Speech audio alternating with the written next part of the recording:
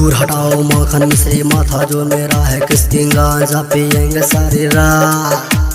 भांग के गोला मेवा पावर माखन मिश्री नहीं के बराबर गांजा चलेगी सारी रात। भाव में गाओ। दूर हटाओ माखन मिश्री माथा जो मेरा है किसकी गांजा पियेंगे सारी रात।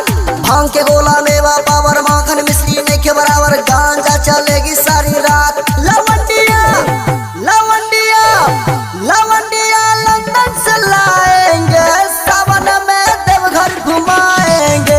लवंडिया लंदन से लाएंगे सावन में देवघर घुमाएंगे। Recording by Dharmraj studio Balwahar Saharsa.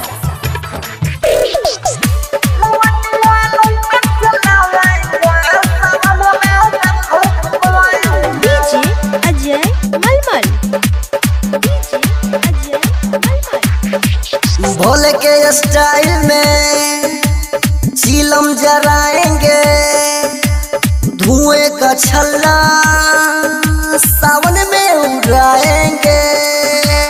Bhole के स्टाइल में चीलम जराएंगे, धुएं का छल्ला सावन में उड़ाएंगे। लवंडिया लवंडिया लवंडिया लंदन से लाएंगे सावन में देवघर घुमाएंगे। लवंडिया लंदन से लाएंगे सावन में देवघर घुमाएंगे। Music by Pappu Raja.